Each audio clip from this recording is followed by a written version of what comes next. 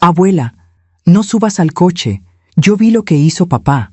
Esas palabras salieron de la boca de mi nieta Elena, de apenas 7 años, mientras tiraba de mi brazo con insistencia. Tenía esa expresión seria que a veces tienen los niños cuando creen haber descubierto algo importante.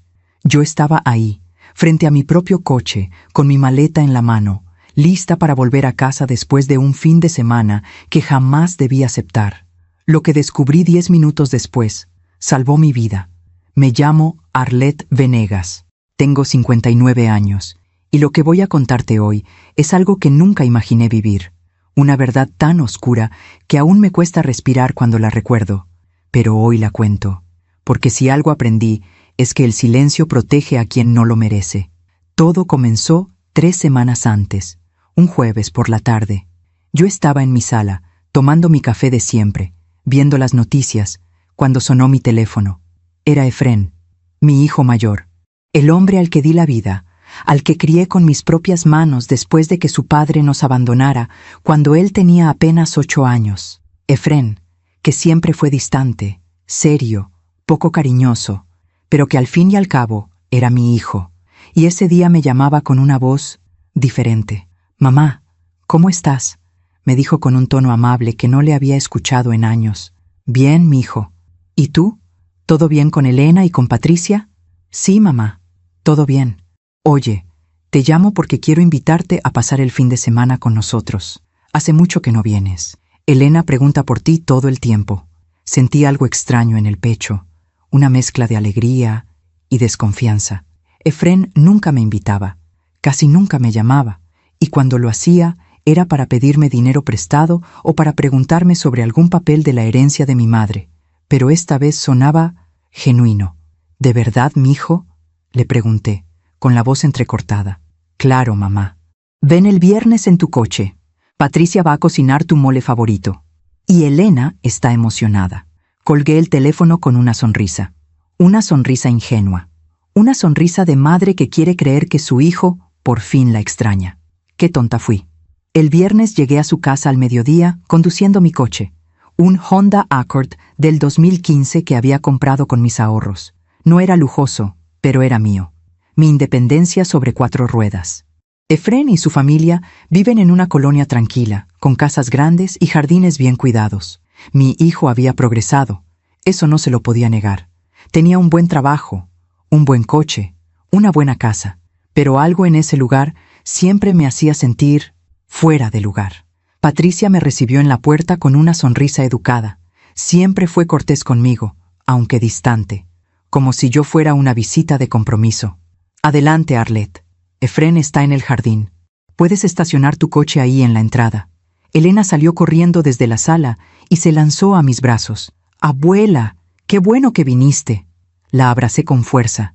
Esa niña era luz pura, alegre, cariñosa, con esos ojos grandes y curiosos que todo lo observaban. «Hola, mi amor. ¿Cómo has estado?» «Muy bien. Mira, abuela, hoy hice un dibujo para ti en la escuela».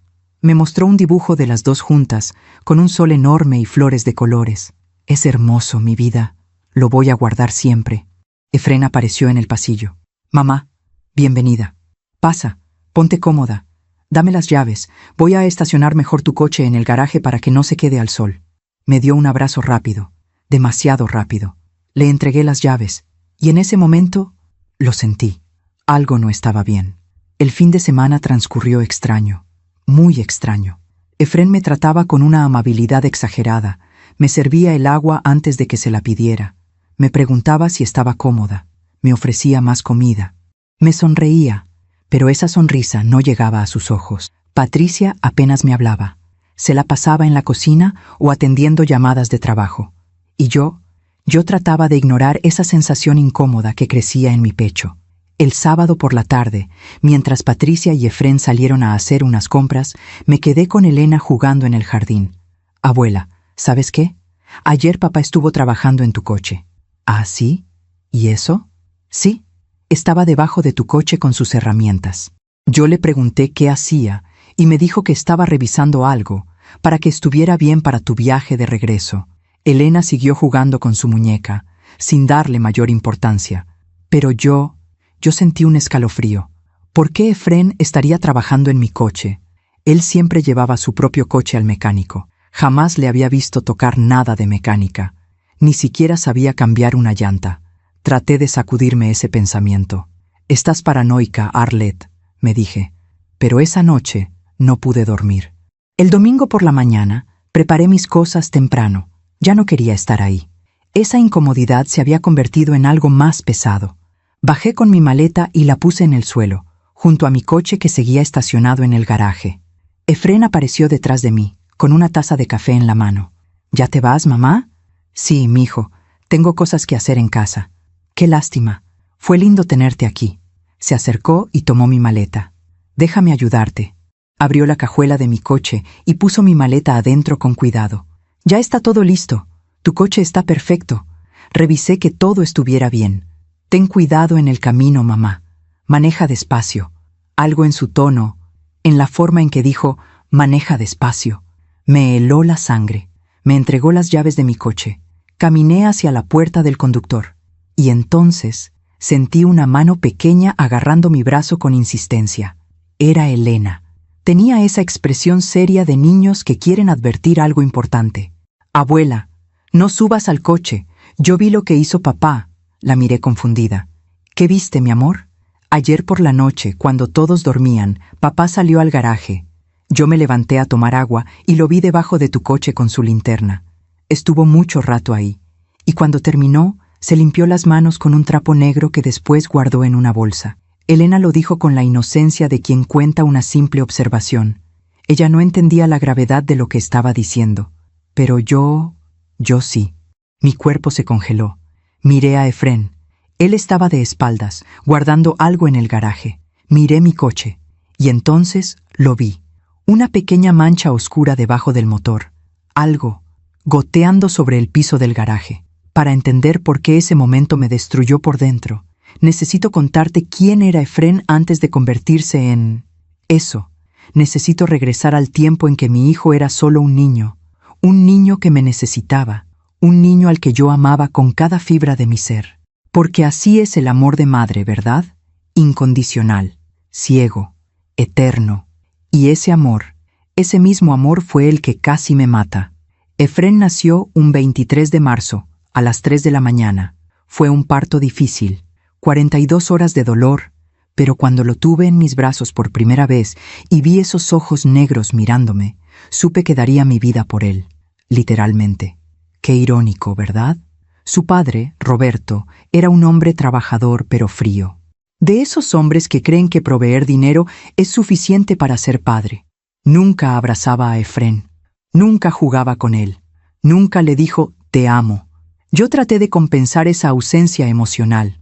Fui mamá y papá a la vez. Le leía cuentos antes de dormir.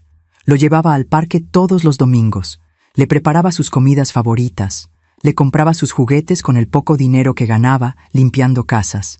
Efrén era un niño callado, serio, observador.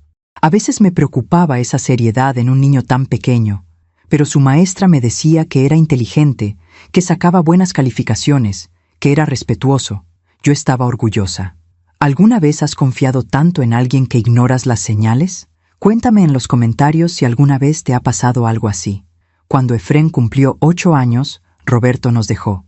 Un martes cualquiera, sin discusión, sin pelea. Simplemente no regresó del trabajo. 2 días después, recibí una llamada de su hermana diciéndome que Roberto se había ido a Guadalajara con otra mujer, que no volvería, que no buscara contactarlo. Me quedé en shock durante semanas. ¿Cómo le explicas a un niño de 8 años que su padre simplemente desapareció? Efrén no lloró cuando se lo dije. No hizo preguntas. Solo asintió y se fue a su cuarto. Esa noche lo escuché hablar solo. Decía, «No importa, yo voy a ser grande y voy a tener mucho dinero. Voy a comprarte una casa grande, mamá, y nadie nos va a dejar nunca más». Entré a su cuarto y lo abracé mientras lloraba. «No necesito una casa grande, mijo. Te necesito a ti. Eso es suficiente». Él se aferró a mí esa noche como si yo fuera lo único sólido en su mundo. Y quizás lo era. Los años siguientes fueron duros, muy duros. Trabajé en 3 empleos para pagar la renta, la comida, la escuela de Efrén. Limpiaba casas por las mañanas, trabajaba en una tienda por las tardes y lavaba ropa para las vecinas por las noches. Dormía 4 horas diarias, pero nunca le faltó nada a mi hijo. Jamás. Efrén seguía siendo un niño callado, pero estudiaba mucho, obsesivamente, como si los libros fueran su refugio. A los 15 años consiguió una beca para estudiar la preparatoria en un colegio privado. Yo lloré de felicidad el día que recibió la carta de aceptación. «Lo lograste, mijo. Estoy tan orgullosa de ti». Él solo sonrió, pero era una sonrisa rara, como si estuviera calculando algo. «Gracias, mamá. Algún día te voy a devolver todo lo que has hecho por mí». Esas palabras me llenaron el corazón. Cuánto deseé creerlas. Cuando Efrén entró a la universidad para estudiar administración de empresas, las cosas cambiaron. Comenzó a hacer amigos de familias acomodadas. Empezó a avergonzarse de nuestra casa humilde, de mis manos ásperas por tanto trabajo, de mi forma de hablar. Un día llegó con una chica, Patricia, hija de un empresario importante de la ciudad. Era bonita, elegante, educada, pero me miraba con lástima. «Mucho gusto, señora Venegas», me dijo con una sonrisa que no alcanzaba sus ojos. Preparé una comida sencilla, pollo con mole, arroz, frijoles, todo hecho con amor. Patricia apenas probó la comida. Efrén comió en silencio, sin mirarme a los ojos. Cuando se fueron, escuché a Patricia decirle en la puerta: «Tu mamá es muy sencilla, ¿no?». No escuché la respuesta de Efrén. No quise escucharla. Esa noche lloré sola en mi cocina, con esa sensación terrible de que estaba perdiendo a mi hijo. Efrén se graduó con honores. Consiguió un trabajo excelente en una empresa transnacional. Se casó con Patricia en una boda elegante a la que yo asistí sintiéndome completamente fuera de lugar. Me sentaron en una mesa al fondo, lejos de la mesa principal. Efrén vino a saludarme solo 5 minutos durante toda la recepción. «Gracias por venir, mamá». Eso fue todo, pero yo seguía amándolo. Seguía esperando que algún día volviera a ser ese niño que me abrazaba en las noches. Cuando nació Elena, 7 años atrás, sentí que había una esperanza. Fui al hospital el día que nació. Patricia estaba cansada. Efrén estaba ocupado en su teléfono. Me acerqué a la cuna y vi a esa bebé perfecta, pequeñita, envuelta en una manta rosada. «Hola, mi amor», le susurré. «Soy tu abuela». Elena abrió los ojos y me miró. Y en ese momento sentí que había un propósito. «¿Quieres cargarla?», me preguntó la enfermera. «¿Puedo?». «Claro». La tomé en mis brazos con tanto cuidado. Olía a bebé, a nuevo comienzo, a segunda oportunidad. Efrén se acercó. «Cuídala bien, mamá. Es frágil». «Lo sé, mijo. Lo sé». Y la cuidé. Cada vez que me dejaban, cada vez que necesitaban que me quedara con ella porque tenían algún compromiso. Elena creció siendo mi único vínculo con Efrén, mi único motivo para seguir llamando, para seguir insistiendo, para seguir creyendo que en algún lugar, muy profundo, mi hijo todavía me amaba. Pero con los años, Efrén se volvió más distante, más frío. Sus llamadas eran cada vez más escasas, sus visitas casi inexistentes. Solo me buscaba cuando necesitaba algo. Hace 2 años, mi madre murió. Me dejó una casa pequeña en un pueblo cercano y unos ahorros. No era mucho, pero era algo. Efrén apareció a los 3 días del funeral. «Mamá, necesitamos hablar sobre la herencia. Deberías invertir ese dinero. Yo puedo ayudarte. Conozco a gente que puede hacerlo crecer». «No, mijo. Ese dinero es para mis gastos, para mi vejez». «Pero mamá, no seas tonta. Si lo inviertes bien, puedes triplicarlo». «No quiero riesgos, Efrén. Prefiero tenerlo seguro». Él se enojó. «Siempre has sido así, conformista. Por eso nunca progresas». Me dolió tanto que no pude responder. Se fue dando un portazo. No volví a saber de él en 6 meses. Por eso, cuando me llamó ese jueves invitándome a pasar el fin de semana, me sorprendí tanto. Quise creer que había reflexionado, que extrañaba a su madre, que quería recuperar el tiempo perdido. Quise creer en el niño que alguna vez me abrazó y me prometió que nunca me dejaría sola. Empaqué mi maleta con ilusión. Compré un regalo para Elena. Me arreglé bien para no avergonzar a mi hijo. Conduje hacia su casa con una sonrisa en el rostro y una esperanza tonta en el corazón. Esperanza de que mi hijo todavía me quería. esperanza de que todavía había amor en esa relación. Pero lo que encontré ese fin de semana, lo que descubrí debajo de mi coche, destruyó esa esperanza para siempre. Ahí estaba yo, ese domingo por la mañana, mirando la mancha oscura debajo de mi coche, mirando a Elena con sus ojos inocentes, diciéndome lo que había visto, y mirando a Efrén, que caminaba hacia nosotras con esa sonrisa falsa. ¿Pasa algo, mamá? ¿Por qué no subes al coche? Mi voz salió temblorosa. Elena dice que estuviste trabajando en mi coche anoche. Efrén palideció por un segundo, solo un segundo. Luego sonrió. Ah, sí, solo revisé el aceite. Estaba un poco bajo. Ya sabes, mamá, a tu edad hay que tener más cuidado con estas cosas. A tu edad, como si yo fuera una anciana inútil. Elena seguía aferrada a mi brazo. Abuela, todo está bien, mi amor, le dije, aunque mi corazón latía tan fuerte que pensé que se me saldría del pecho. Miré nuevamente la mancha debajo de mi coche. No era aceite. El aceite es espeso y oscuro. Esto era diferente. Efrén, ¿qué es eso que gotea? Él ni siquiera miró. Probablemente agua del aire acondicionado, mamá. No te preocupes tanto. Pero yo sí estaba preocupada. Muy preocupada. ¿Sabes qué, mijo? Creo que mejor llamo a mi mecánico antes de irme. Solo para estar segura. La cara de Efrén cambió. Por una fracción de segundo, vi algo en sus ojos. Algo oscuro. Algo que me aterró. Hay momentos en la vida en los que el instinto te grita que algo está mal. Momentos en los que cada célula de tu cuerpo te dice, aléjate, corre, no confíes. Pero cuando ese peligro viene de tu propio hijo, ¿cómo obedeces ese instinto? ¿Cómo aceptas que la persona que cargaste en tu vientre, que alimentaste con tu pecho, que criaste con tus manos, podría querer hacerte daño? No, mamá. No es necesario llamar al mecánico, dijo Efrén, y su voz sonó demasiado rápida, demasiado urgente. Es solo por precaución, mijo. Tengo que manejar de regreso y prefiero estar segura. Pero es domingo. Los mecánicos no trabajan los domingos. El mío sí. Don Fermín siempre contesta. Es un hombre muy responsable. Saqué mi teléfono del bolsillo. Efrén dio un paso hacia mí. Mamá, de verdad, no es necesario. Yo te digo que el coche está bien. ¿No confías en mí? Esa pregunta cayó como una piedra en medio de nosotras. Elena seguía agarrada de mi mano. Podía sentir sus deditos apretando los míos con fuerza. Miré a mi hijo a los ojos, y por primera vez, en 59 años de vida, dudé de él. Claro que confío en ti, mi hijo, pero prefiero que un profesional lo revise, solo para estar tranquila. Marqué el número de don Fermín. Efrén apretó la mandíbula. Podía ver cómo sus manos se cerraban en puños a los costados. Bueno, si eso te da tranquilidad, dijo finalmente, dándose la vuelta. Voy adentro. Hace calor aquí afuera. Entró a la casa con pasos rápidos. Elena me miró con esos ojos grandes. ¿Hice algo malo, abuela? Me agaché para quedar a su altura y le acaricié el cabello. No, mi amor, todo está bien. Gracias por decirme lo que viste. Eres muy observadora. Es que papá nunca arregla coches. Por eso me pareció raro. Tienes razón, mi vida. Muy raro. El teléfono sonó 3 veces antes de que don Fermín contestara. ¿Bueno?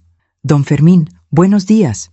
Habla Arlet Venegas. Señora Arlet, ¿cómo está? ¿Qué se le ofrece? Don Fermín, disculpe que lo moleste en domingo, pero necesito que venga a revisar mi coche. Estoy en casa de mi hijo y hay algo goteando debajo del motor. No sé si es grave. ¿Dónde está exactamente, señora? Le di la dirección. Voy para allá en 40 minutos.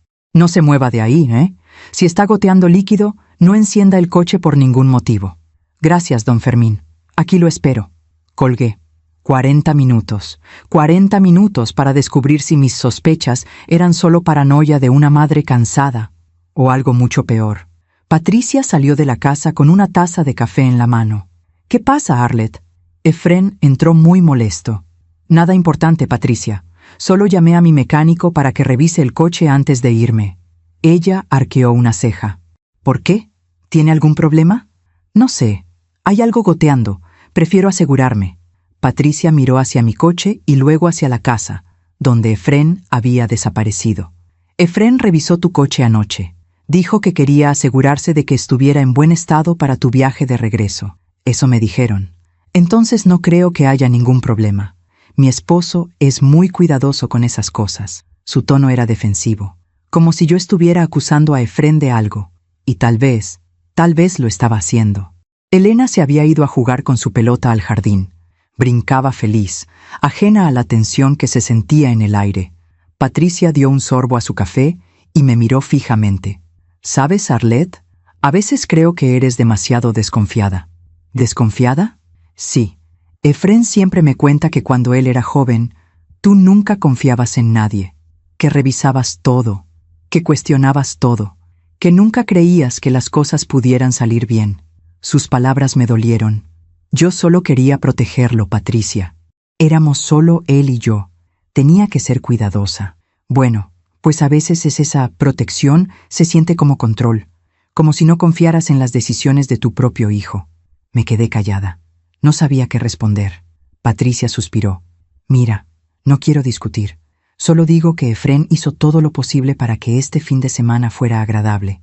Y tú siempre encuentras algo de qué preocuparte. Se dio la vuelta y entró a la casa. Me quedé ahí, parada junto a mi coche, sintiendo cómo las dudas me carcomían por dentro. ¿Tenía razón Patricia? ¿Estaba siendo paranoica? ¿Estaba arruinando un intento genuino de mi hijo por acercarse a mí? Miré la mancha oscura debajo del motor. No era paranoia. Algo estaba mal.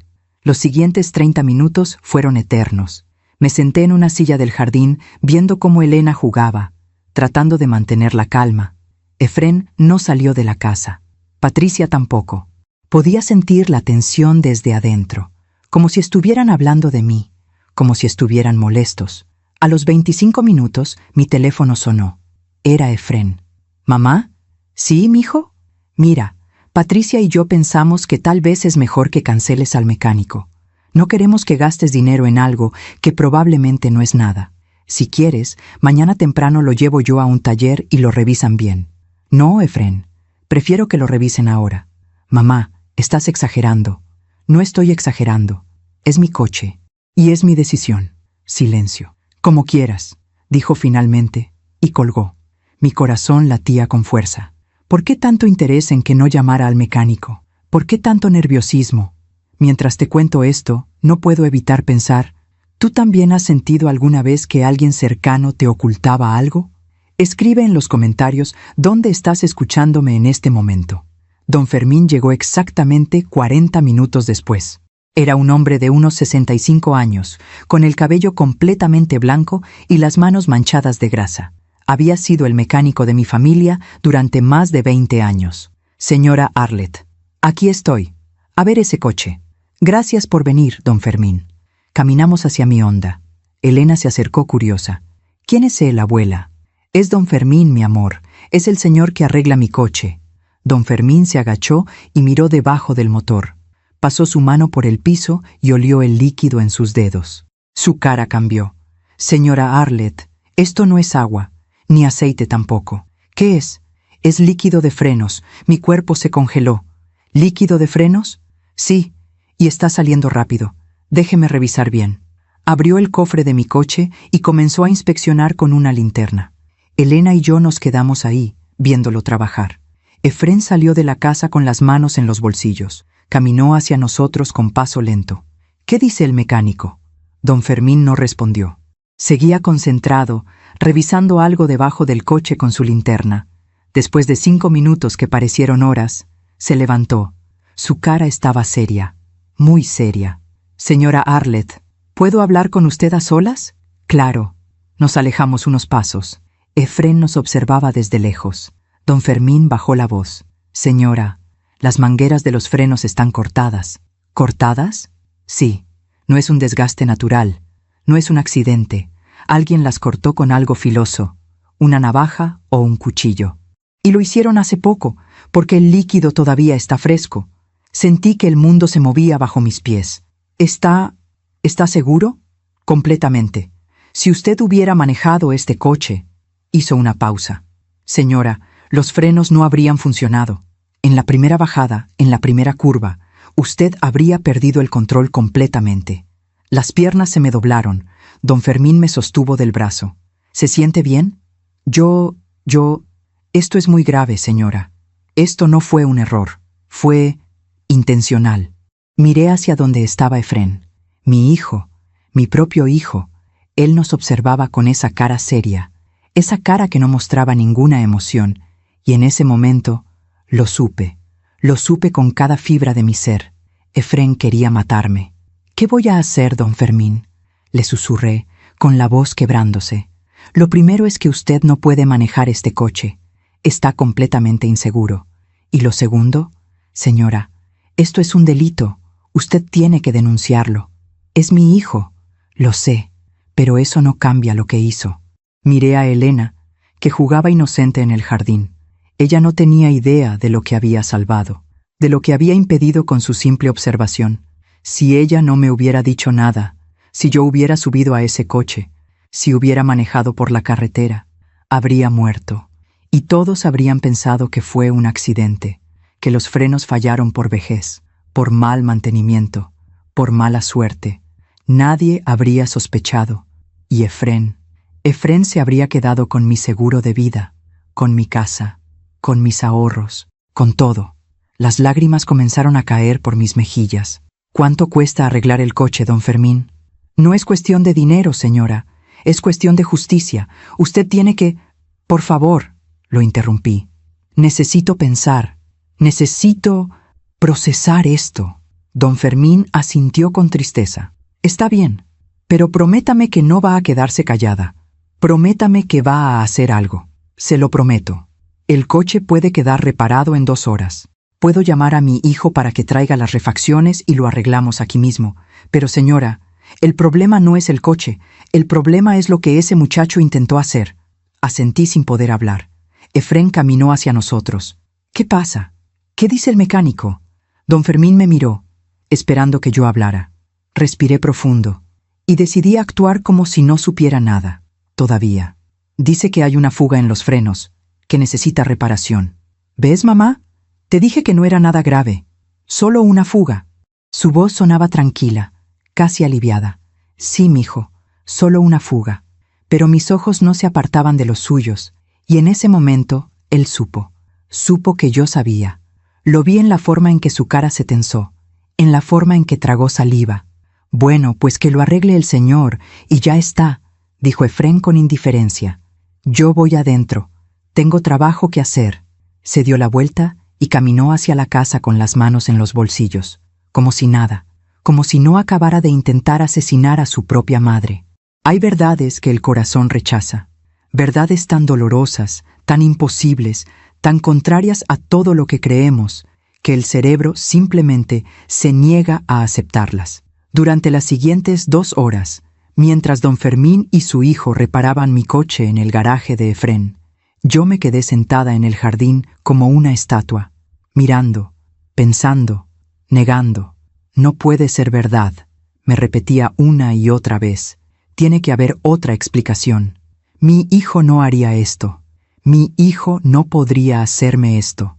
Pero cada vez que cerraba los ojos, veía la cara seria de don Fermín diciéndome esas palabras terribles.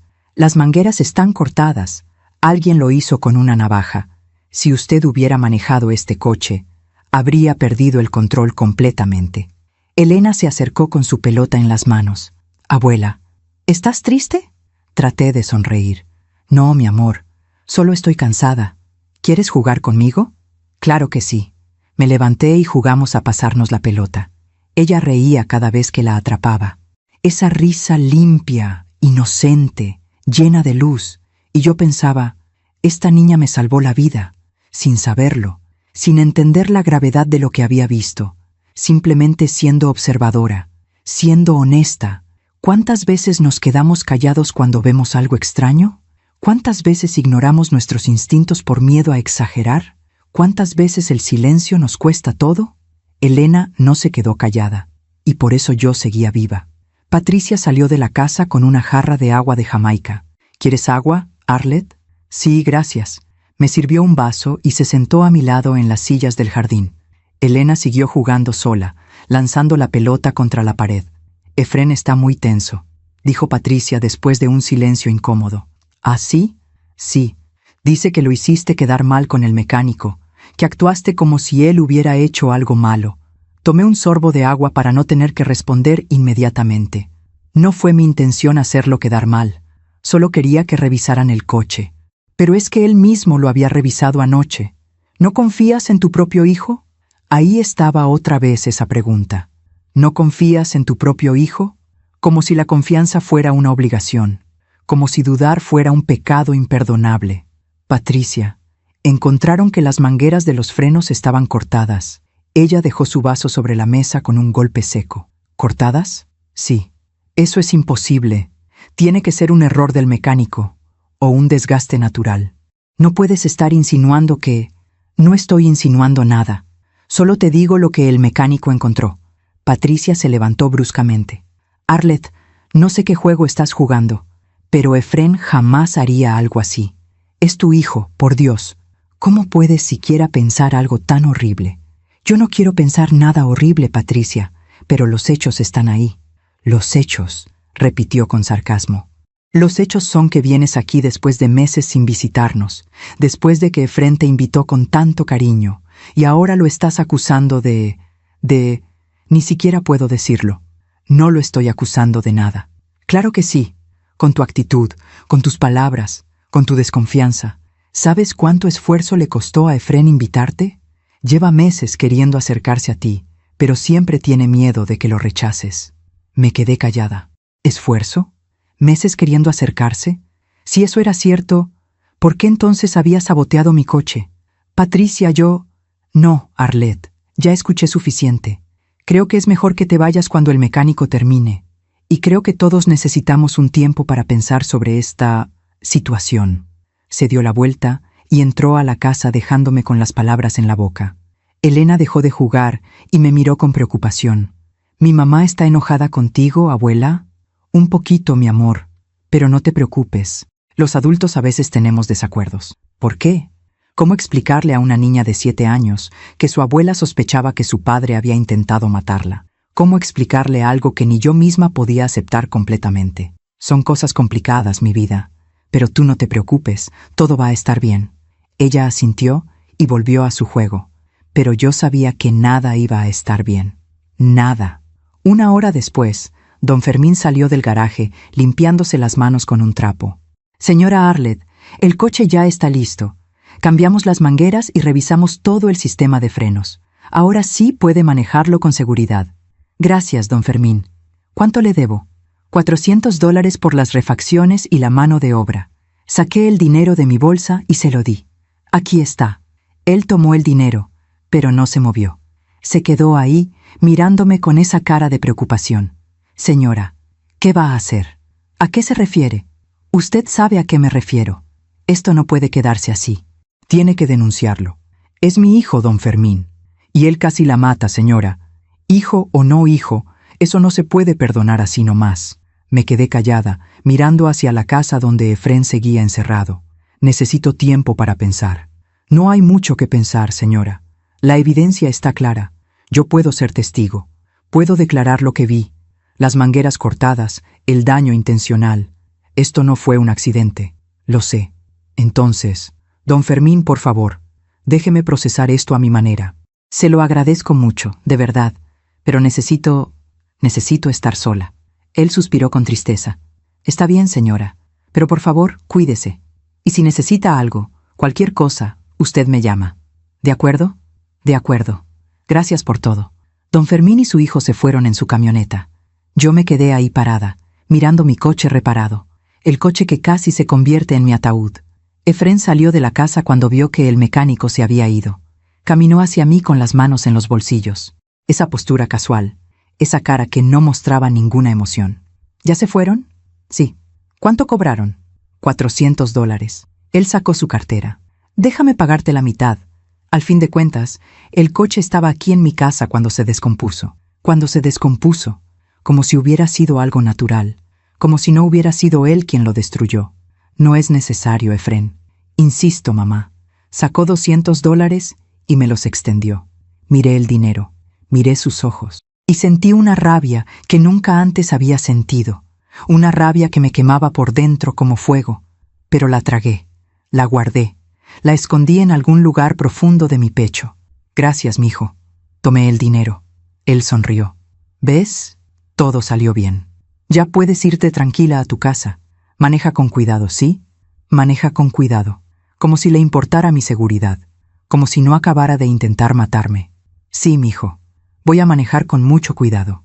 Hubo un silencio pesado entre nosotros. Él me miró fijamente. Yo lo miré a él. Y en ese momento hubo una comunicación silenciosa. Él sabía que yo sabía. Y yo sabía que él sabía que yo sabía. Pero ninguno de los dos dijo nada. Patricia salió con la maleta que yo había dejado en la entrada. Aquí está tu maleta, Arlette. Ya la metimos al coche. Gracias, Patricia. De nada. Su tono era frío, distante, como si yo fuera una extraña que había venido a causar problemas. Elena salió corriendo y me abrazó las piernas. ¿Ya te vas, abuela? Sí, mi amor. Ya es hora de que vuelva a mi casa. ¿Cuándo vas a regresar? Miré a Efrén. Miré a Patricia. No lo sé, mi vida, pero tú puedes llamarme cuando quieras, ¿de acuerdo? ¿Me lo prometes? Te lo prometo.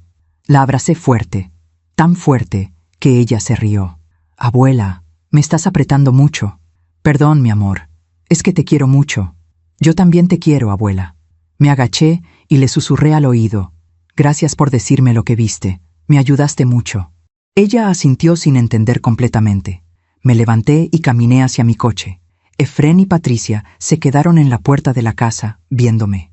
Subí al coche, puse las manos en el volante, y por un momento terrible, me pregunté si don Fermín realmente había arreglado bien los frenos, y si Efrén había vuelto a sabotearlos mientras el mecánico no veía, y si este coche seguía siendo una trampa mortal.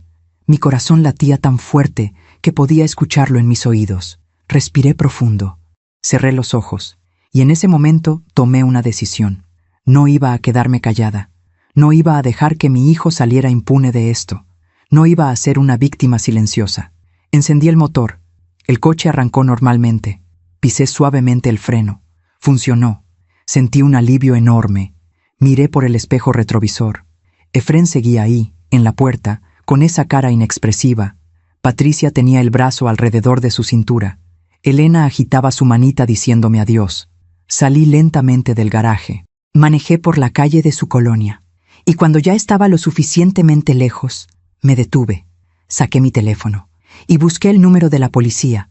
Mis manos temblaban mientras marcaba. Una parte de mí gritaba: «¡No lo hagas! ¡Es tu hijo! ¡Van a encerrarlo! ¡Va a ir a la cárcel!».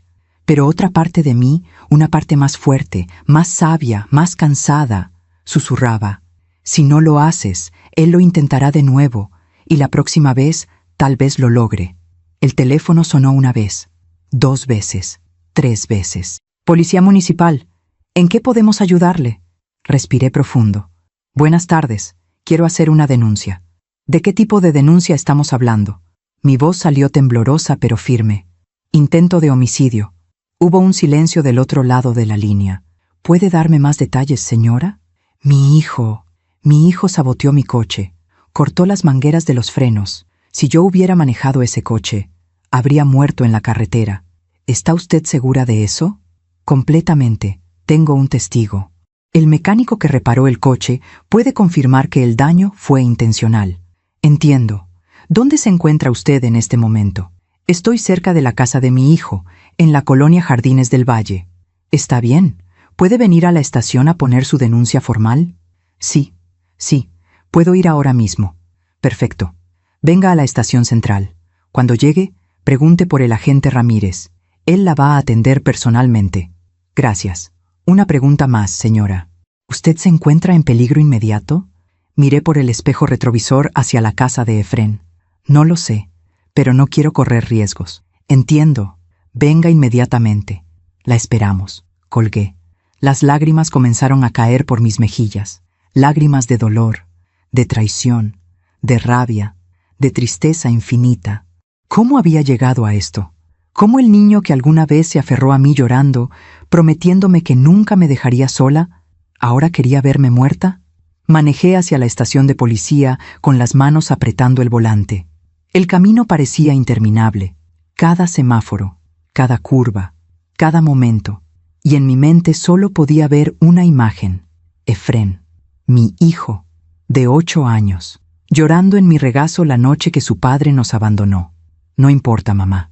Yo voy a ser grande y voy a tener mucho dinero. Voy a comprarte una casa grande y nadie nos va a dejar nunca más. ¿Cuándo cambió ese niño asustado en el hombre que acababa de intentar asesinarme? ¿Cuándo el amor se convirtió en codicia? ¿Cuándo dejé de ser su madre para convertirme en un obstáculo? No tenía respuestas, solo tenía dolor y una certeza terrible. Mi hijo estaba dispuesto a matarme por dinero. Llegué a la estación de policía 40 minutos después. Era un edificio gris, con rejas en las ventanas y patrullas estacionadas afuera. Me bajé del coche con las piernas temblorosas. Entré a la recepción. Buenas tardes. Vengo a poner una denuncia. Me dijeron que preguntara por el agente Ramírez. La recepcionista, una mujer joven con uniforme, me miró con atención. ¿Su nombre? Arlet Venegas. Un momento, por favor. Hizo una llamada y después de unos minutos apareció un hombre de unos 40 años, con uniforme y una expresión seria pero amable. ¿Señora Venegas? Sí. Soy el agente Ramírez. Pase por aquí, por favor. Lo seguí por un pasillo hasta una pequeña oficina con un escritorio, 2 sillas y una grabadora sobre la mesa. Tome asiento. Me senté. Él se sentó frente a mí y sacó una libreta. Cuénteme qué pasó, con todos los detalles que pueda. Y entonces solté todo. Le conté sobre la llamada de Efrén invitándome, sobre el fin de semana extraño, sobre las palabras de Elena, sobre la mancha debajo del coche, sobre don Fermín y su descubrimiento, sobre las mangueras cortadas intencionalmente, sobre mi hijo que quería verme muerta. Hablé por casi 1 hora. El agente Ramírez tomaba notas sin interrumpirme, escuchando con atención cada palabra. Cuando terminé, él dejó su pluma sobre la mesa y me miró con seriedad. Señora Venegas, lo que me está contando es muy grave. ¿Está usted consciente de las implicaciones de esta denuncia? Sí. Su hijo podría ir a la cárcel, por muchos años. Lo sé. ¿Y aún así, quiere proceder con la denuncia? Cerré los ojos, respiré profundo, y pensé en Elena, en su vocecita diciéndome, abuela, no subas al coche. Pensé en todas las madres del mundo que callaron sus verdades por miedo, por vergüenza, por amor mal entendido. Pensé en la vida que casi pierdo. Abrí los ojos y miré al agente Ramírez directamente. Sí, quiero proceder con la denuncia. El agente Ramírez abrió un expediente nuevo y comenzó a llenar formularios oficiales. Necesito que me dé el nombre completo de su hijo, su dirección, su lugar de trabajo si lo conoce, y cualquier otra información relevante. Mi voz salió automática, mecánica, como si estuviera hablando de un extraño y no del hombre que había cargado en mi vientre durante 9 meses. Efrén Venegas Maldonado, 33 años, vive en Jardines del Valle número 247. Trabaja en Corporativo Azteca como gerente de finanzas. El agente escribía rápidamente. ¿Está casado? Sí, con Patricia Hernández. Tienen una hija de 7 años. ¿La niña presenció algo de lo ocurrido? Ella fue quien me advirtió, pero no entiende la gravedad de lo que vio. Solo vio a su papá trabajando en mi coche durante la noche. Para ella fue una observación inocente. Entiendo. ¿Usted tiene alguna idea del motivo por el cual su hijo haría esto? Esa pregunta me golpeó como un puño en el estómago. ¿El motivo? Dinero. Siempre fue el dinero. Mi madre murió hace 2 años, comencé a explicar. Me dejó una casa y algunos ahorros. No es una fortuna, pero es algo. Alrededor de $150,000 entre todo. Efrén quería que yo le diera acceso a ese dinero para invertirlo. Me presionaba constantemente. Nos peleamos por eso hace varios meses y dejamos de hablarnos. ¿Y usted tiene un seguro de vida? Sí, de $300,000. Mi hijo es el único beneficiario. El agente Ramírez dejó de escribir y me miró directamente. $450,000 en total. Ese es un motivo muy fuerte. Lo sé. ¿Su hijo tiene problemas económicos? No que yo sepa. Tiene un buen trabajo, una buena casa. Pero... Hice una pausa. Hace unos meses, antes de que mi madre muriera, Efrén me pidió prestado dinero. Dijo que tenía deudas. Le presté $15,000. Nunca me los devolvió. ¿Sabe de qué tipo de deudas estamos hablando? No. Él nunca me dio detalles. Y yo Yo no quise presionarlo. Era mi hijo. Confiaba en él. El agente asintió. Voy a necesitar el contacto de su mecánico. Don Fermín, ¿verdad? Sí, Fermín Ochoa. Le di el número de teléfono. Él puede testificar sobre el estado del coche, sobre las mangueras cortadas intencionalmente. Él tiene experiencia. Lleva más de 30 años siendo mecánico. Perfecto. Voy a contactarlo mañana a primera hora para que venga a rendir su declaración. También vamos a necesitar que un perito revise su coche para documentar el daño. ¿Tengo que dejar mi coche aquí? Por unos días, sí, es evidencia. Necesitamos fotografías, análisis forense, todo documentado adecuadamente para el caso. Sentí un nudo en la garganta. Mi coche, mi independencia, mi forma de moverme por el mundo. Pero si eso era necesario para que Efrén pagara por lo que hizo, está bien. Pueden quedarse con el coche el tiempo que sea necesario. El agente Ramírez cerró su libreta y se reclinó en su silla. Señora Venegas, necesito hacerle una pregunta difícil. Dígame, ¿usted quiere que arrestemos a su hijo inmediatamente o prefiere que primero hagamos una investigación más profunda? No entendí la pregunta. ¿Cuál es la diferencia? Si lo arrestamos ahora, basándonos en su testimonio y el del mecánico, él podría salir bajo fianza en 48 horas. Y si sale, podría ser peligroso para usted.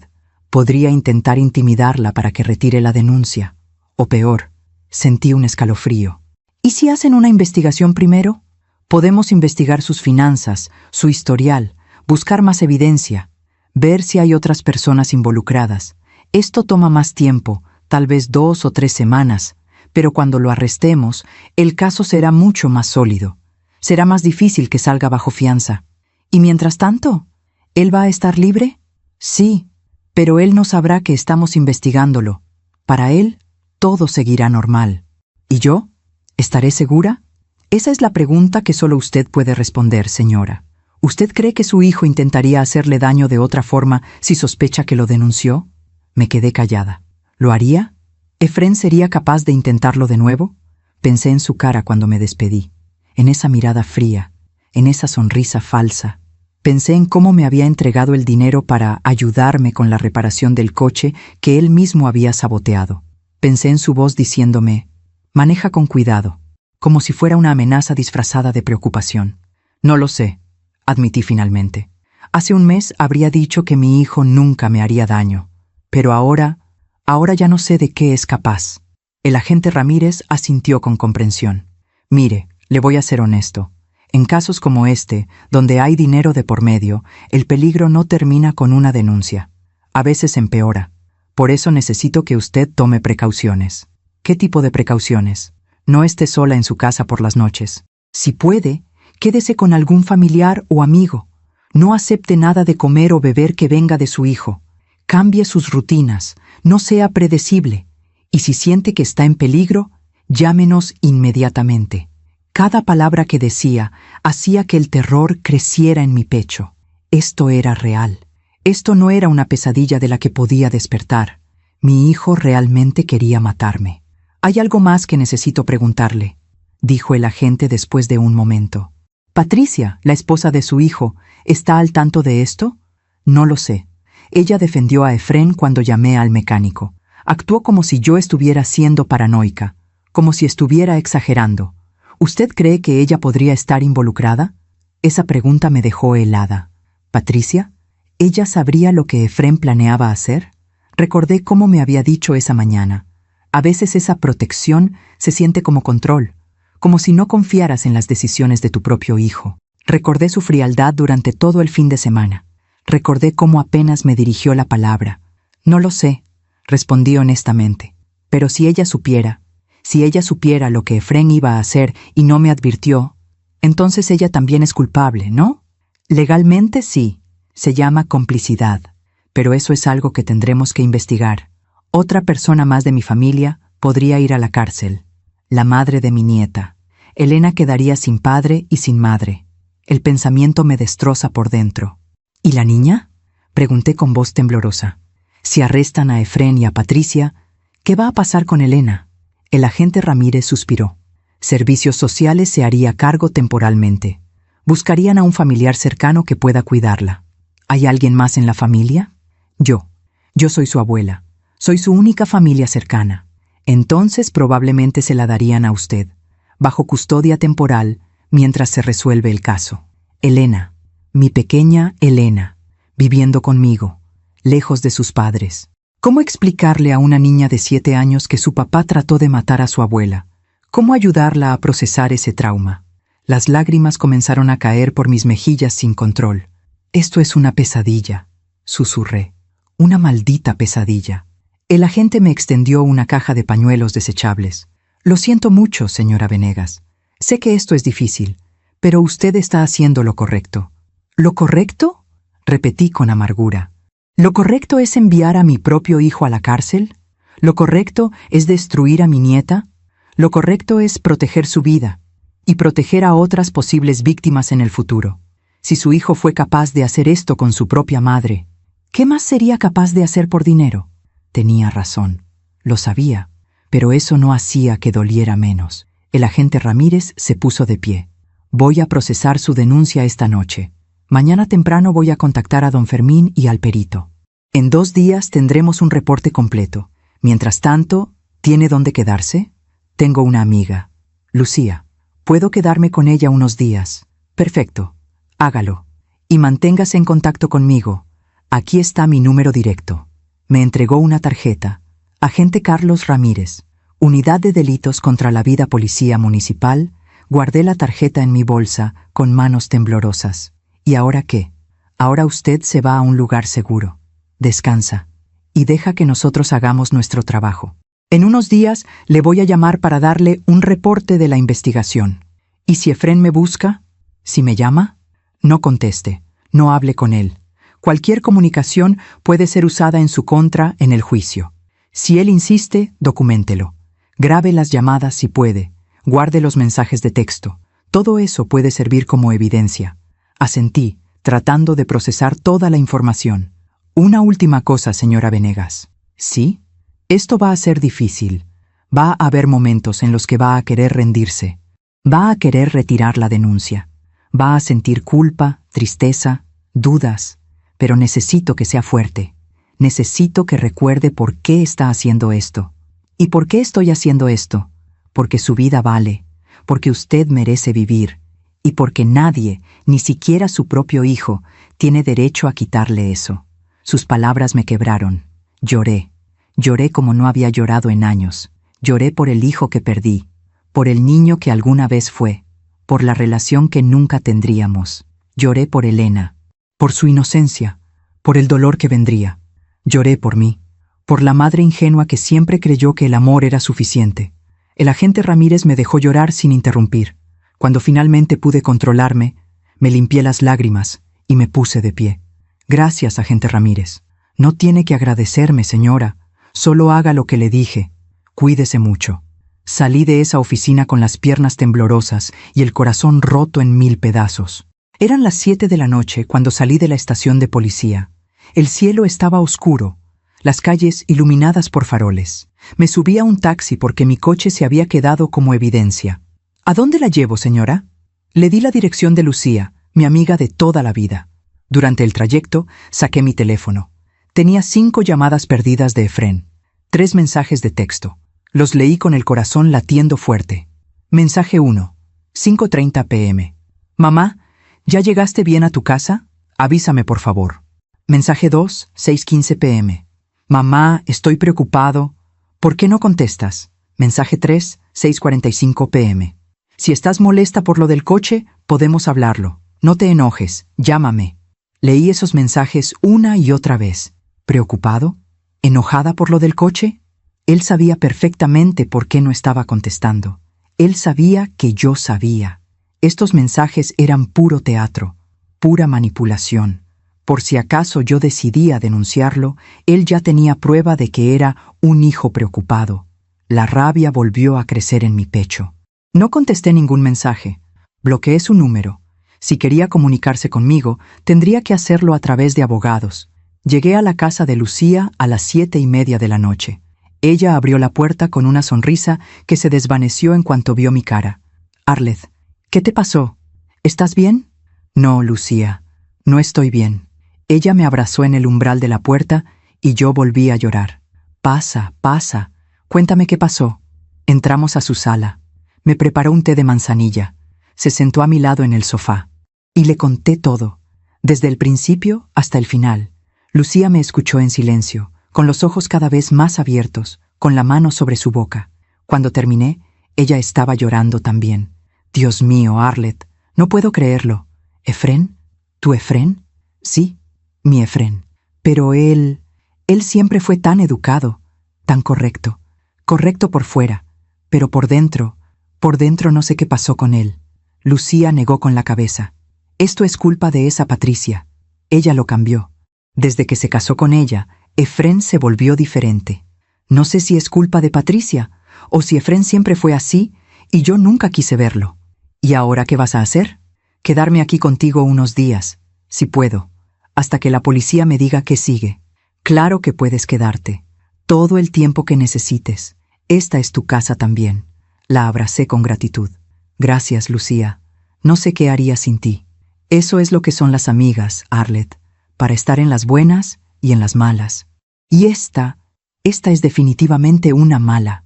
Esa noche dormí en el cuarto de huéspedes de Lucía, pero en realidad no dormí.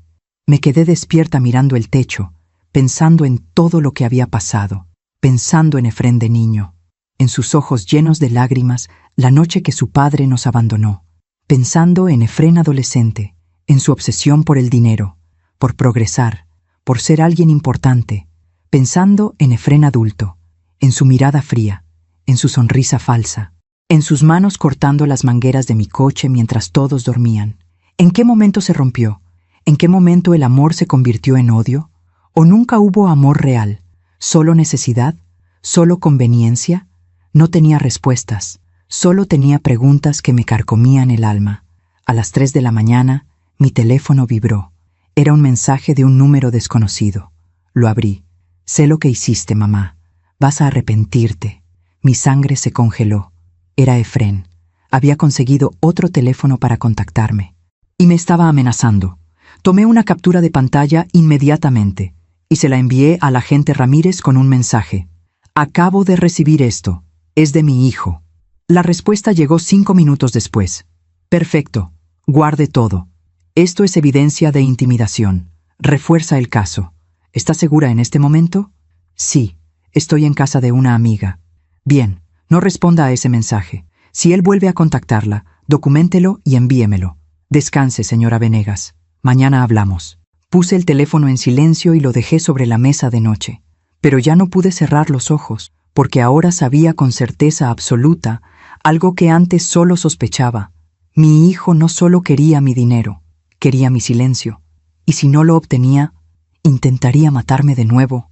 Hay verdades que llegan como relámpagos en medio de la noche, verdades que iluminan todo con una claridad dolorosa y te muestran el camino exacto que recorriste hasta llegar al abismo.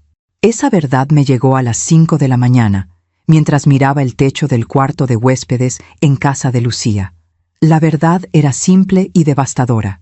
Yo había criado a un hombre capaz de matar, y de alguna forma, sin quererlo, sin saberlo, había contribuido a crear ese monstruo. Me levanté antes del amanecer. No podía seguir acostada fingiendo que dormiría. Bajé a la cocina de Lucía. Preparé café. Me senté junto a la ventana viendo cómo el cielo pasaba de negro a gris, de gris a rosado. Y empecé a recordar, no los momentos dulces que había compartido con el agente Ramírez, no las memorias idealizadas. Esta vez recordé las señales que ignoré, las señales que justifiqué, las señales que enterré bajo capas y capas de amor ciego. Efrén tenía 11 años cuando encontré dinero escondido en su mochila. Eran $20, un billete arrugado metido dentro de un libro. «Mijo, ¿de dónde sacaste esto?», le pregunté esa tarde. Él ni siquiera levantó la vista de su tarea. «Me lo encontré en la calle». «¿Te lo encontraste?». «Sí. Estaba tirado cerca de la escuela».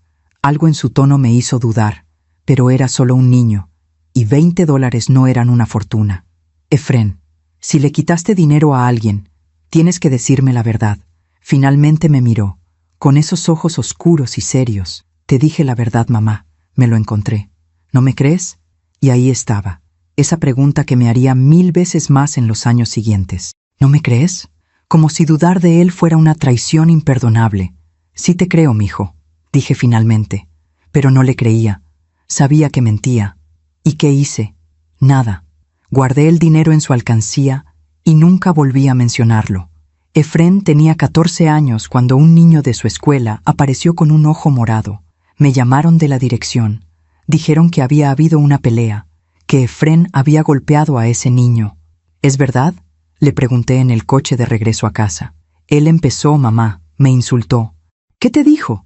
Me dijo que éramos pobres, que vivíamos en una casa fea, que mi mamá limpiaba baños. Mi corazón se partió, no por lo que ese niño había dicho, sino por la vergüenza en los ojos de Efrén. Mijo, no hay nada malo en ser pobre. No hay nada malo en limpiar baños. Es trabajo honesto.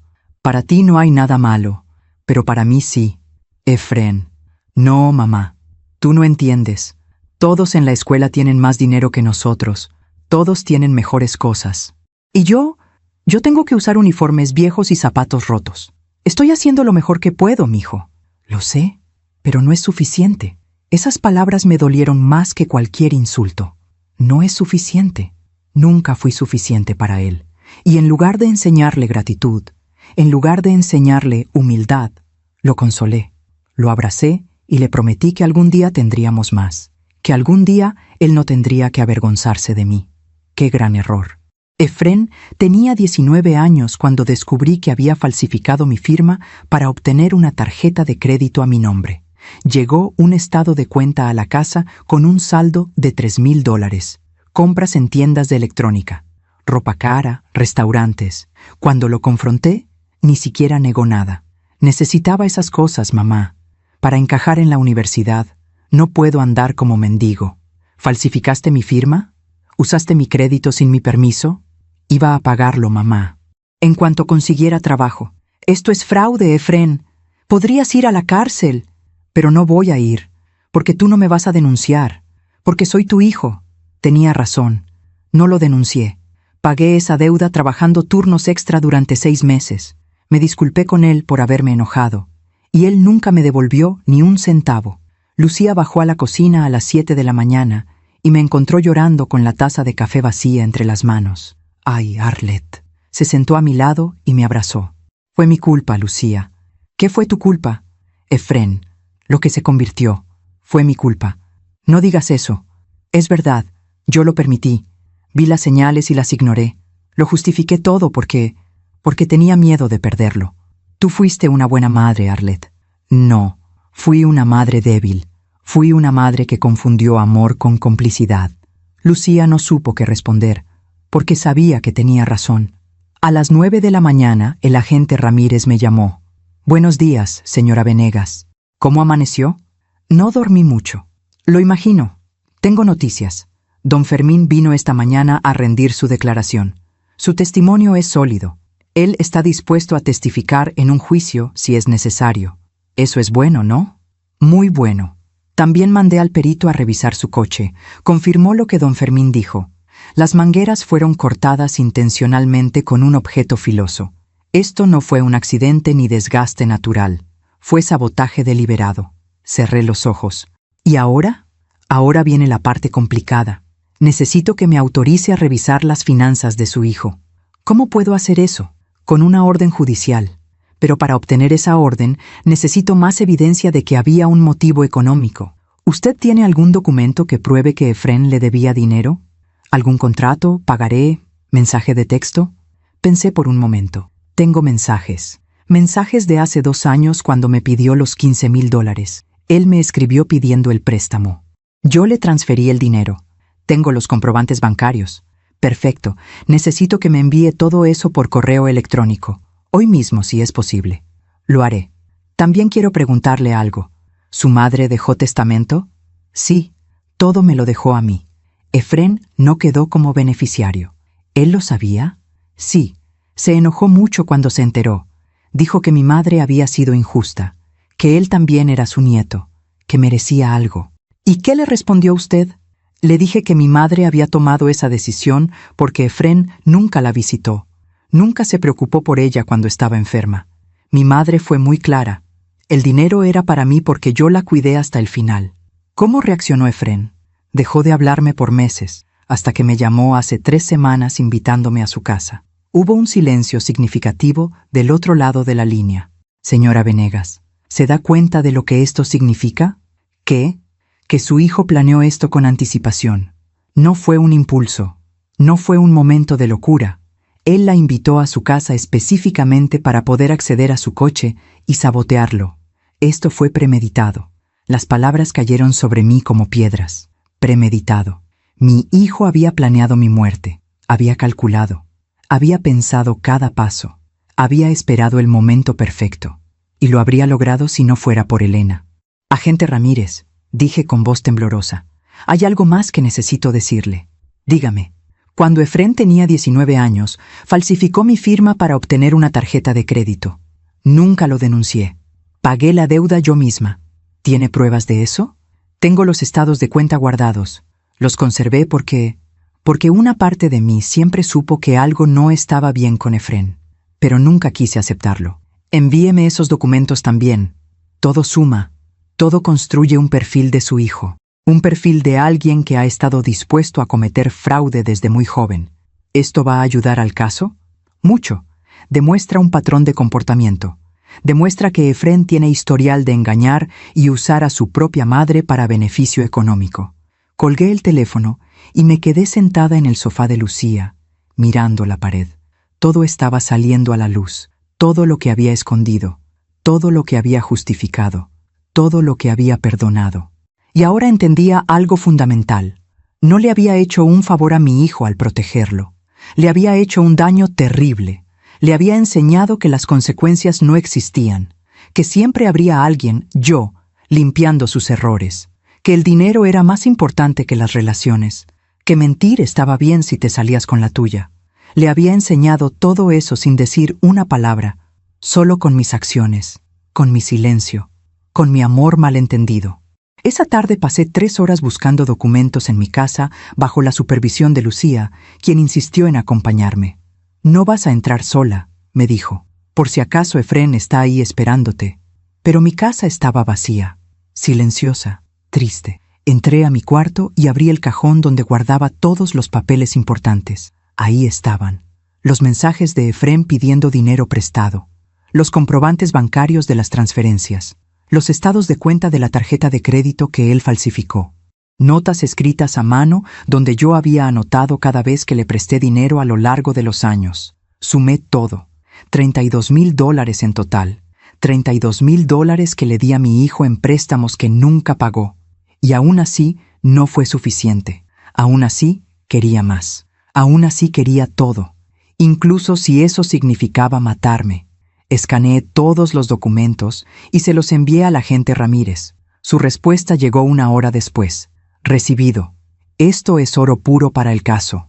Con esto puedo solicitar la orden para revisar sus cuentas bancarias y ver en qué gastó ese dinero. También puedo investigar si tiene deudas que no le haya dicho. Buen trabajo, señora Venegas. Sé que esto es difícil, pero está haciendo lo correcto. ¿Lo correcto? Ya ni siquiera sabía qué significaba eso.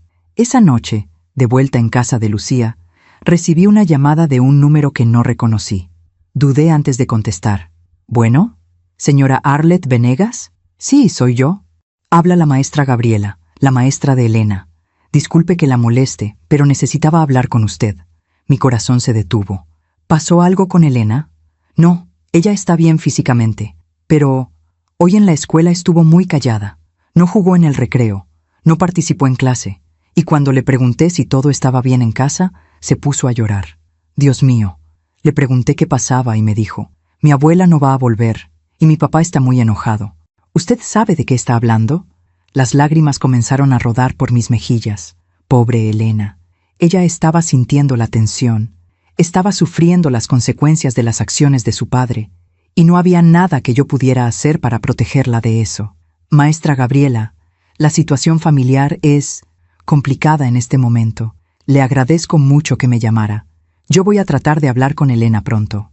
¿Está segura de que ella está segura? Porque si hay algún problema en casa, ella está segura físicamente, pero emocionalmente, Esto va a ser muy difícil para ella. Entiendo. Bueno, solo quería que lo supiera. Voy a estar pendiente de Elena en la escuela. Gracias, maestra. De verdad. Colgué y me dejé caer en el sofá. Lucía me miró con tristeza. Esa niña no tiene la culpa de nada. Lo sé. Y va a sufrir por algo que no hizo. Va a perder a su padre. Posiblemente a su madre también. Su vida va a cambiar para siempre por culpa de la codicia de Efrén. ¿Vas a llamarla?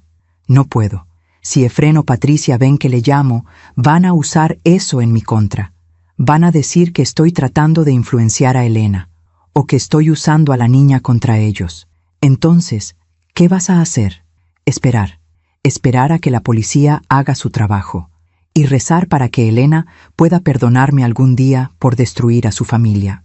Aunque su familia ya estaba destruida mucho antes de que yo pusiera esa denuncia, solo que nadie más lo sabía. Esa noche, sola en el cuarto de huéspedes, abrí mi teléfono y miré las fotos que tenía guardadas de Efrén. Efrén bebé, durmiendo en mis brazos. Efrén niño, en su primer día de escuela.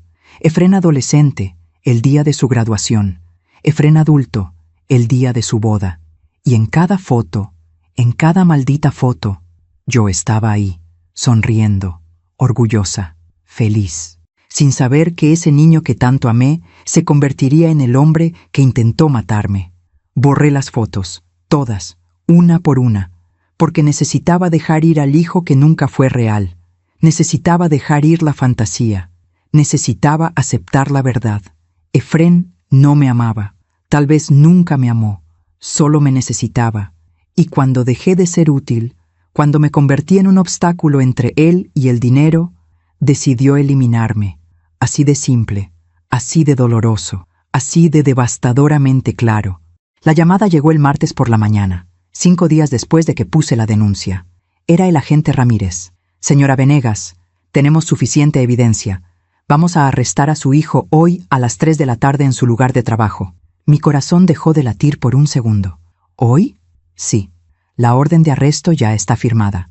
Tenemos el testimonio de don Fermín, el reporte del perito, los documentos financieros que usted nos proporcionó, y algo más que descubrimos en la investigación. ¿Qué descubrieron? Su hijo tiene deudas de juego por más de $80,000. Debe dinero a casas de apuestas, a prestamistas privados, a personas muy peligrosas. Está desesperado económicamente. Esa fue su motivación real. $80,000. Mi hijo era un apostador, y yo nunca lo supe. ¿Patricia lo sabe? Según nuestras investigaciones, sí. Hay transferencias de la cuenta conjunta de ambos a sitios de apuestas en línea. Ella estaba al tanto. Por eso también la vamos a arrestar como cómplice. No, dije inmediatamente. Patricia, no, por favor. Señora, ella sabía lo que su esposo planeaba. Hay mensajes entre ellos, mensajes donde discuten sobre el plan y sobre esperar el momento adecuado. Ella es cómplice. Pero Elena, ¿qué va a pasar con Elena? Como le dije antes, Servicios Sociales se hará cargo temporalmente, y probablemente le darán custodia a usted si la solicita. Elena, mi pequeña nieta que no merecía nada de esto. ¿Puedo estar ahí cuando la arresten? Quiero llevarme a Elena inmediatamente. No quiero que la vean los de Servicios Sociales como si fuera una huérfana. El agente guardó silencio por un momento.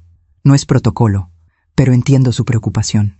Lo que puedo hacer es coordinar para que usted vaya a buscar a Elena a la escuela a las 2:30, antes de que arrestemos a Patricia en su casa. Así la niña no presencia nada. Gracias, agente Ramírez. De nada. ¿Está preparada para esto, señora Venegas?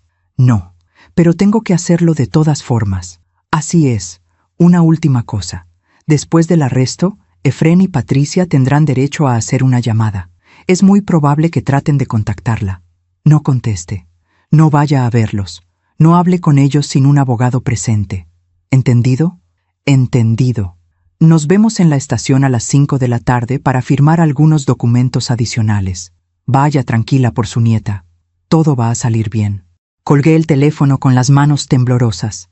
Lucía estaba sentada frente a mí, mirándome con preocupación.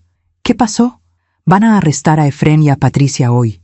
Tengo que ir por Elena antes de que eso pase. Voy contigo. No, Lucía. Esto tengo que hacerlo sola. A las 2 de la tarde Me paré frente al espejo de mi cuarto en casa de Lucía.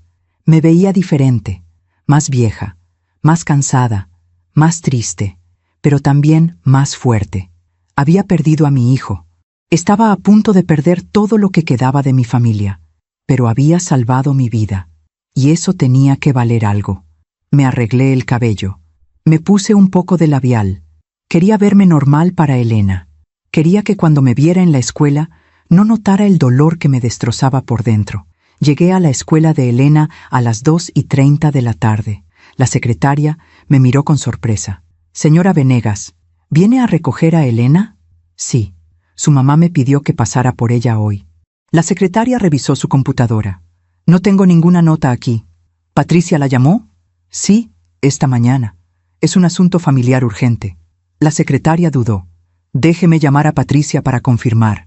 Mi corazón latía con fuerza. «Por favor, es importante. Elena me está esperando». «Es el protocolo, señora. Solo será un momento». Tomó el teléfono y marcó el número de Patricia. Yo rezaba en silencio. «Por favor, que no conteste. Por favor, que no conteste». El teléfono sonó 6 veces. Nadie contestó. La secretaria dejó un mensaje en el buzón de voz y luego me miró. «Lo siento, señora Venegas, pero no puedo dejar ir a Elena sin autorización de sus padres. Soy su abuela. Tengo derecho. Lo entiendo, pero la escuela tiene reglas. A menos que usted tenga un documento legal que la autorice», pensé rápidamente. «Está bien. Voy a esperar aquí hasta que Patricia me devuelva la llamada. Mientras tanto, ¿puede avisarle a Elena que estoy aquí? Tal vez ella quiera venir a saludarme». La secretaria asintió, aliviada de tener una solución. «Claro, le voy a avisar a la maestra Gabriela».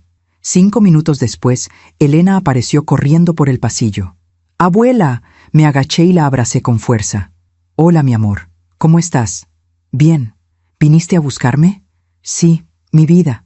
Tu mamá me pidió que pasara por ti hoy». «¿En serio?» «Ella no me dijo nada esta mañana. Fue algo de último momento». La maestra Gabriela se acercó con expresión preocupada. «Señora Venegas, ¿está todo bien?» «Sí, maestra. Solo vine a recoger a Elena un poco temprano. La secretaria me dijo que no tiene autorización». En ese momento, mi teléfono sonó. Era el agente Ramírez. «Disculpe, maestra. Tengo que contestar esto». Me alejé unos pasos. «¿Agente Ramírez? Señora Venegas, ¿ya tiene a Elena?» «Todavía no. La escuela no me la quiere dar sin autorización de Patricia». «Está bien. Voy a enviar a un oficial con una orden temporal de custodia de emergencia.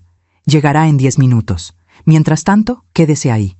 «Gracias». Colgué y regresé con Elena y la maestra. «Maestra Gabriela, un oficial de policía viene en camino con los documentos necesarios. ¿Podemos esperar aquí?» La maestra palideció. «¿Policía? ¿Qué está pasando?» «Es un asunto familiar complicado, pero Elena no corre ningún peligro. Se va a quedar conmigo temporalmente». Elena me miró con esos ojos grandes, llenos de confusión. «Abuela, ¿por qué viene la policía?» Me agaché a su altura y tomé sus manitas entre las mías. «Mi amor, necesito que confíes en mí. ¿De acuerdo? Van a pasar algunas cosas que no vas a entender, pero quiero que sepas que todo va a estar bien. Yo voy a cuidarte. ¿Y mis papás? Tus papás están teniendo algunos problemas, pero tú vas a estar bien. Conmigo. ¿Me voy a quedar en tu casa?» «Sí, mi vida. Por un tiempo». «¿Cuánto tiempo?» «No lo sé todavía, pero vamos a estar juntas, ¿sí?» Ella asintió, aunque podía ver el miedo en sus ojos. El oficial llegó 15 minutos después. Era un hombre joven, con uniforme y una carpeta en las manos. «¿Señora Arlet Venegas?» «Sí, soy yo. Traigo la orden temporal de custodia de emergencia para la menor Elena Venegas Hernández». «¿Es esta la niña?» «Sí». Me entregó los papeles. La secretaria los revisó con expresión seria y luego asintió. «Todo está en orden. Elena puede irse con usted, señora Venegas». «Gracias». Tomé la mano de Elena y caminamos hacia la salida. Ella iba en silencio, mirando hacia atrás cada pocos pasos. «Abuela, ¿por qué ese señor tenía uniforme?» «Porque estaba ayudándome con unos papeles importantes, mi amor». «¿Mis papás saben que me voy contigo?» «Lo van a saber pronto». Llegamos a mi coche, la subí al asiento trasero y le abroché el cinturón de seguridad. Ella me miró con lágrimas en los ojos. «Abuela, tengo miedo. Me quebré por dentro. Lo sé, mi vida. Yo también tengo miedo, pero vamos a estar bien, te lo prometo. Manejé hacia la casa de Lucía en silencio. Elena miraba por la ventana sin decir nada, y yo lloraba en silencio, limpiándome las lágrimas cada pocos minutos para que ella no me viera. A las 3 de la tarde, mientras Elena comía un sándwich en la cocina de Lucía, mi teléfono vibró. Era un mensaje del agente Ramírez. Efrén Venegas arrestado a las 3:05 p.m. en su lugar de trabajo.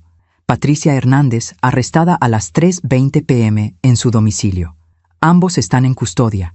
Necesito que venga a la estación a las 5 para firmar documentos. Y se acabó. Mi hijo estaba arrestado, la madre de mi nieta estaba arrestada, y yo era la responsable de todo eso. A las 4 de la tarde, mi teléfono sonó. Era un número de la cárcel municipal. No contesté. Sonó de nuevo 5 minutos después. De nuevo, no contesté. Luego llegaron los mensajes de voz. El primero era de Efrén. «Mamá, ¿qué hiciste? ¿Cómo pudiste hacerme esto? Soy tu hijo, y me mandaste a la cárcel como si fuera un criminal. Llámame. Tenemos que arreglar esto. Por favor». Su voz sonaba desesperada, quebrada. Casi me convenció. Casi. Pero entonces recordé las mangueras cortadas, el líquido de frenos goteando, la cara de Elena diciéndome, «No subas al coche», y borré el mensaje. El segundo mensaje era de Patricia. «Arlette, no puedo creer que hayas hecho esto. Elena es mi hija. No tienes derecho a llevártela. Voy a pelear por ella. Voy a demostrar que tú estás loca, que inventaste todo esto, que eres una vieja amargada que quiere destruir a mi familia». Su voz era pura rabia. Borré ese mensaje también. A las 5 de la tarde llegué a la estación de policía. Dejé a Elena con Lucía, quien le puso una película de dibujos animados para distraerla. El agente Ramírez me esperaba en su oficina. «Señora Venegas, siéntese, por favor». Me senté con las piernas temblorosas. «¿Cómo se siente?» «Como si hubiera destruido el mundo». «Usted no destruyó nada. Solo expuso la verdad. Mi nieta está llorando cada noche. Pregunta por sus papás. No entiende qué pasó. ¿Cómo le explico algo así?» «Con honestidad, pero adaptada a su edad. Ella no necesita saber todos los detalles. Solo necesita saber que está segura con usted». «¿Y cuánto tiempo van a estar detenidos Efrén y Patricia?»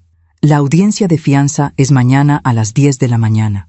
El fiscal va a pedir que se niegue la fianza argumentando que son un peligro para la víctima, que es usted. Pero el juez decidirá». «¿Y si los dejan salir?» «Si los dejan salir, tendrán una orden de restricción. No podrán acercarse a usted ni a Elena a menos de 100 metros. Si lo hacen, van a ser arrestados inmediatamente». «¿Cuándo es el juicio?» «Probablemente en 3 o 4 meses. Estas cosas toman tiempo. Mientras tanto, la custodia temporal de Elena se convertirá en custodia formal si usted la solicita». «La voy a solicitar». «Perfecto. Aquí están los documentos que necesito que firme». Pasé los siguientes 30 minutos firmando papeles, documentos que confirmaban mi testimonio, documentos que solicitaban la custodia formal de Elena, documentos que autorizaban el uso de mi evidencia en el juicio. Cada firma era un clavo más en el ataúd de mi relación con Efrén. Pero no había vuelta atrás. Cuando salí de la estación de policía, el sol estaba bajando. El cielo estaba pintado de naranja y rosa. Me senté en una banca afuera de la estación y lloré. Lloré por todo lo que había perdido, por el hijo que se había convertido en un extraño, por la familia que nunca volvería a ser la misma, por la inocencia de Elena que se había perdido para siempre. Pero también lloré de alivio, porque había hecho lo correcto, porque había salvado mi vida, porque había roto el ciclo de silencio y complicidad, y aunque dolía más de lo que nunca imaginé que algo pudiera doler, me sentía libre. Esa noche acosté a Elena en la cama del cuarto de huéspedes. Ella me abrazó fuerte antes de dormirse. «Abuela, ¿tú me quieres?» «Más que a nada en el mundo, mi vida». «¿Y mis papás me quieren?» Esa pregunta me partió el corazón. «Sí, mi amor. A su manera sí te quieren». «Entonces, ¿por qué no están aquí?» «Porque a veces los adultos cometemos errores muy grandes y tenemos que enfrentar las consecuencias de esos errores». «¿Qué errores?» «Errores que lastiman a otras personas. Errores que no se pueden ignorar». «¿Mi papá lastimó a alguien?» Respiré profundo. «Sí, mi vida. Intentó lastimar a alguien. ¿A quién? ¿A mí? Elena me miró con los ojos muy abiertos. ¿Mi papá te hizo daño? Intentó hacerlo, pero no pudo. Y ahora tiene que aceptar las consecuencias. ¿Lo van a llevar a la cárcel? Probablemente sí. ¿Por mucho tiempo? No lo sé todavía. Ella comenzó a llorar. No quiero que mi papá esté en la cárcel, aunque haya hecho algo malo. La abracé con fuerza. Yo tampoco quiero eso, mi amor. Pero a veces la vida nos pone en situaciones donde no hay opciones buenas, solo opciones necesarias. No entiendo. Lo sé. Y está bien que no entiendas. Eres muy pequeña para entender cosas tan complicadas. Pero confía en mí, ¿de acuerdo? Confía en que todo lo que estoy haciendo es para protegerte y para protegerme. Ella asintió entre lágrimas. Te quiero, abuela. Yo también te quiero, mi vida. Tanto, tanto. La acuné hasta que se quedó dormida. Y cuando finalmente cerró sus ojitos hinchados de tanto llorar, me quedé ahí sentada a su lado, viendo cómo respiraba, viendo su carita inocente, y prometí en silencio que haría todo lo posible para que esta niña no creciera con el mismo veneno que había envenenado a su padre. Prometí que le enseñaría que el dinero no vale más que las personas, que el amor no es control ni posesión, que los errores tienen consecuencias, y que decir la verdad, aunque duela, es la única forma de vivir con dignidad. La audiencia de fianza fue al día siguiente. Yo no quería ir, no quería ver la cara de Efrén, no quería escuchar sus justificaciones, pero el agente Ramírez me dijo que era importante que el juez me viera, que viera a la víctima, que entendiera que esto no era un conflicto familiar abstracto, sino un intento real de asesinato. Así que fui. Dejé a Elena con Lucía y me presenté en la corte a las 9:30 de la mañana. La sala estaba fría, las paredes grises, las bancas de madera dura. Me senté en la primera fila, detrás del fiscal, y cuando trajeron a Efrén, mi corazón se detuvo. Él llevaba el uniforme naranja de la cárcel, las manos esposadas al frente, el cabello despeinado, la barba crecida. Se veía cansado, derrotado, pero cuando sus ojos se encontraron con los míos, vi odio, odio puro. Patricia entró después, con el mismo uniforme, la misma expresión de rabia contenida. El juez, un hombre mayor con lentes y expresión seria, revisó los documentos. Caso número 3457. El Estado contra Efrén Venegas Maldonado y Patricia Hernández de Venegas. Cargos: intento de homicidio premeditado y complicidad. ¿Cómo se declaran los acusados? El abogado defensor, un hombre joven con traje barato, se levantó. Inocentes, su señoría. Muy bien, pasemos al asunto de la fianza. Fiscal, ¿cuál es su posición? El fiscal se puso de pie. Su señoría, solicitamos que se niegue la fianza. El señor Venegas saboteó intencionalmente el vehículo de su propia madre con la intención de causar su muerte en un accidente automovilístico. Tenemos evidencia forense, testimonio de un mecánico experto y documentación de que el acusado tiene un motivo económico fuerte, deudas de juego por $80,000 y un seguro de vida de la víctima por $300,000. La señora Hernández tiene mensajes en su teléfono donde discute el plan con su esposo. Ambos representan un peligro claro y presente para la víctima. El juez miró a Efrén con severidad. ¿Es cierto que usted tiene deudas de $80,000?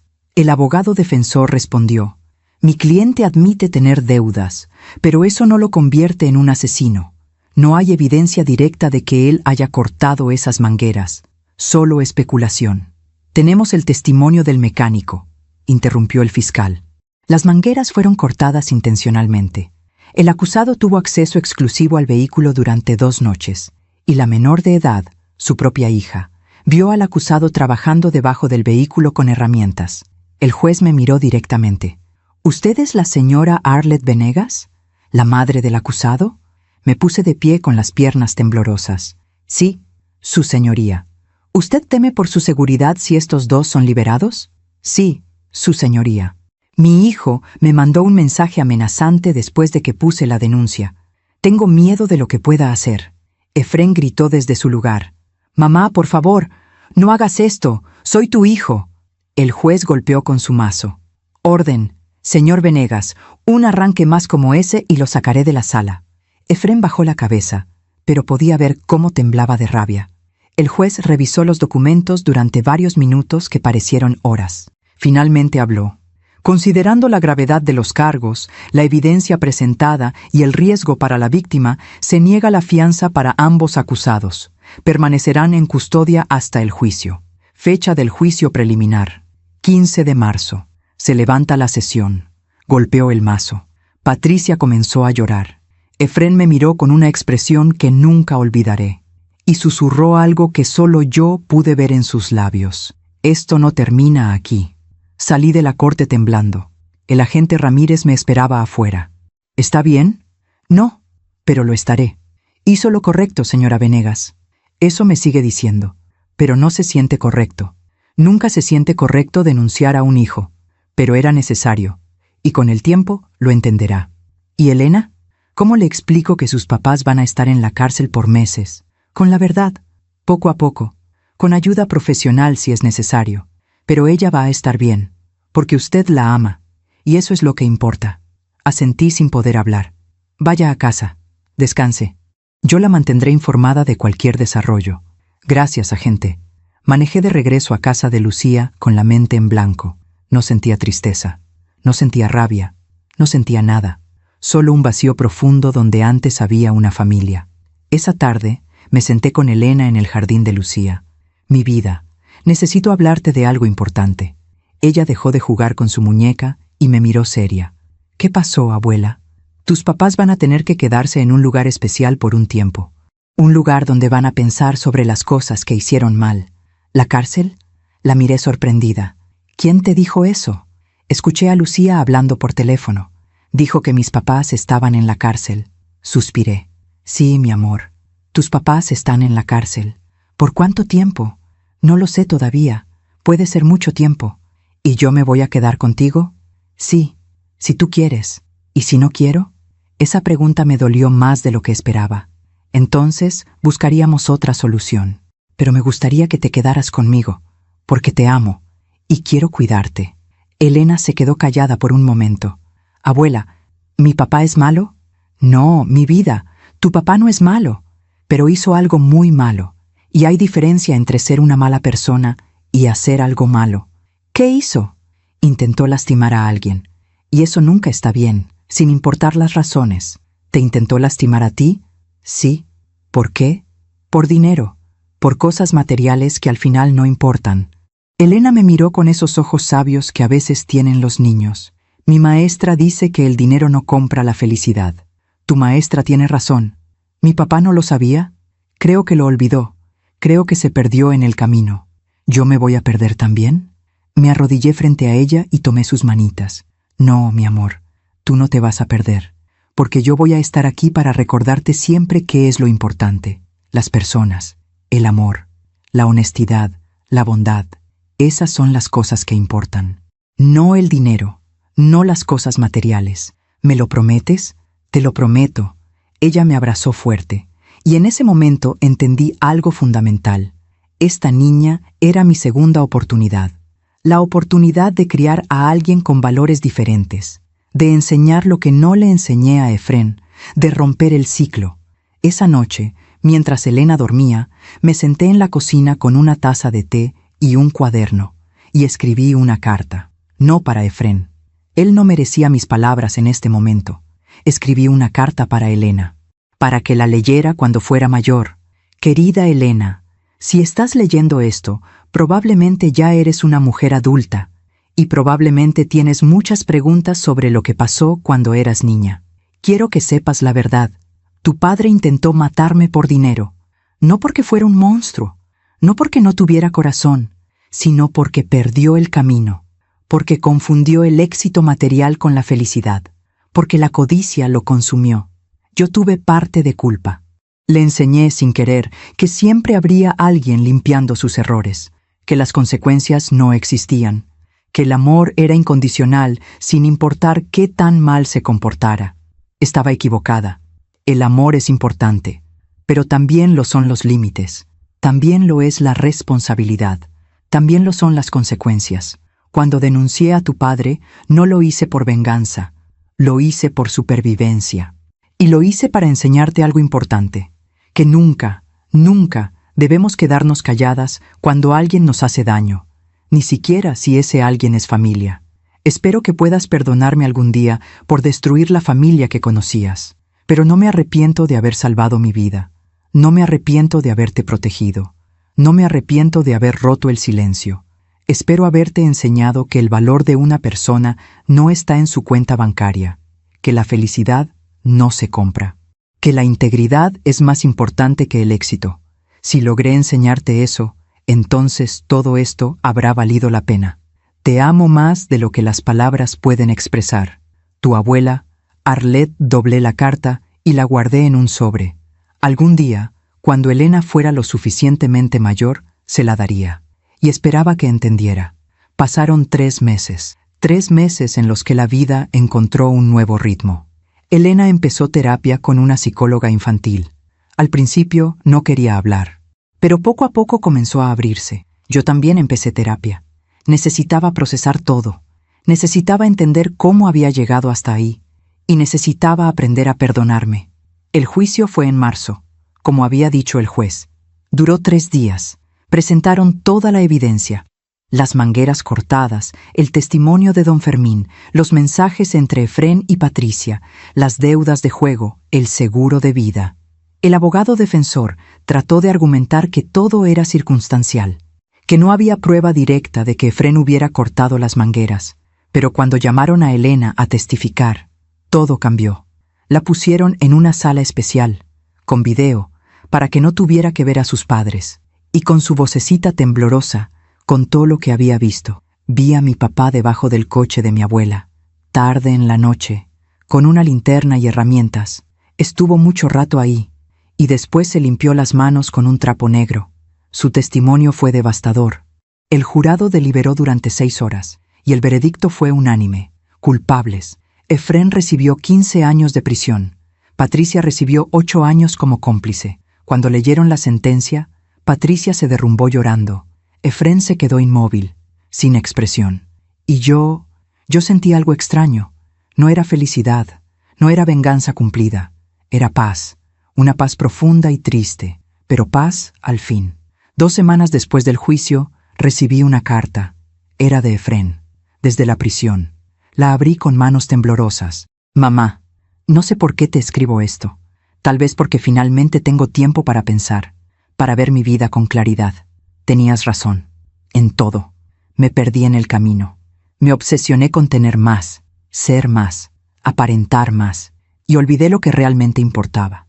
Pasé 33 años culpándote por lo que no teníamos, por las carencias de mi infancia, por los zapatos rotos y los uniformes viejos, pero nunca te agradecí por lo que sí teníamos. Un techo, comida, amor. Nunca te agradecí por los 3 trabajos que hacías para que yo pudiera estudiar, por las noches sin dormir, por tu sacrificio constante. Solo vi lo que faltaba, nunca lo que sobra. Y cuando tuviste dinero, cuando la abuela te dejó esa herencia, no vi a una madre que finalmente podía descansar. Vi un obstáculo entre yo y lo que creía que merecía. No puedo justificar lo que hice. No puedo ni siquiera entenderlo completamente. Solo sé que estaba desesperado, ahogándome en deudas. Y tomé el camino más oscuro posible. No espero que me perdones. No lo merezco. Solo quiero que sepas que aquí, en esta celda, finalmente entendí algo. Lo único que tenía valor real en mi vida eras tú, y yo lo destruí. Cuida bien de Elena. Enséñale lo que no aprendí. Enséñale que las personas valen más que las cosas. Te amo, mamá, aunque ya no tenga derecho a decirlo. Efrén, leí esa carta 3 veces, y lloré. No lágrimas de perdón. Aún no estaba ahí, pero lágrimas de reconocimiento. Él finalmente lo había entendido. Demasiado tarde, pero lo había entendido. 6 meses después, recibí una llamada del director de la prisión. Señora Venegas, la llamo para informarle que su hijo Efrén ha solicitado verla. Dice que necesita pedirle perdón en persona. No está obligada a aceptar la visita. ¿Él cómo está? Ha estado trabajando en el taller de carpintería. Se porta bien, está en terapia. Dice que está tratando de ser mejor persona. ¿Y Patricia? Ella está en otro reclusorio. No sé de su situación. Me quedé callada. Quería ver a Efrén, ¿Quería escuchar sus disculpas? Déjeme pensarlo, dije finalmente. Tómese el tiempo que necesite, señora. Le pregunté a mi terapeuta qué hacer. ¿Tú quieres verlo?, me preguntó. No lo sé. Una parte de mí quiere, otra parte tiene miedo. ¿Miedo de qué? De que me manipule, de que trate de hacerme sentir culpable, de que vuelva a caer en los mismos patrones. ¿Y qué necesitarías para sentirte segura? Pensé en eso durante días, y finalmente entendí algo. No necesitaba ver a Efrén para sanar. No necesitaba sus disculpas para seguir adelante. Ya había hecho mi duelo. Ya había soltado al hijo que nunca fue real. Ya estaba en paz. Un año después del juicio, recibí una llamada de la psicóloga de Efrén. Señora Venegas, su hijo me pidió que la contactara. Ha estado escribiendo cartas de disculpa a todas las personas que lastimó. Y tiene una para usted. Pero no quiere enviársela a menos que usted esté lista para recibirla. ¿Cómo está él? Diferente, más humilde, más consciente. La cárcel lo ha cambiado, y no siempre para mal. Está realmente trabajando en sí mismo. Me alegro por él. ¿Quiere la carta? No, dije finalmente. Agradézcale, pero no estoy lista. Y no sé si algún día lo estaré. Lo entiendo. Se lo haré saber. Pero dígale algo de mi parte. ¿Qué? Dígale que le deseo lo mejor, que espero que encuentre paz, pero que necesito seguir mi camino sin él. Por ahora. Se lo diré. Cuídese, señora Venegas. Gracias. Usted también. Y así fue como la justicia hizo su trabajo, no con venganza, no con odio, sino con consecuencias naturales. Efrén perdió su libertad por 15 años, perdió a su familia, perdió su reputación, perdió todo lo que alguna vez tuvo. Y en ese vacío, en esa soledad absoluta, finalmente tuvo que enfrentarse a sí mismo, a las decisiones que tomó, a la codicia que lo consumió, a la madre que traicionó.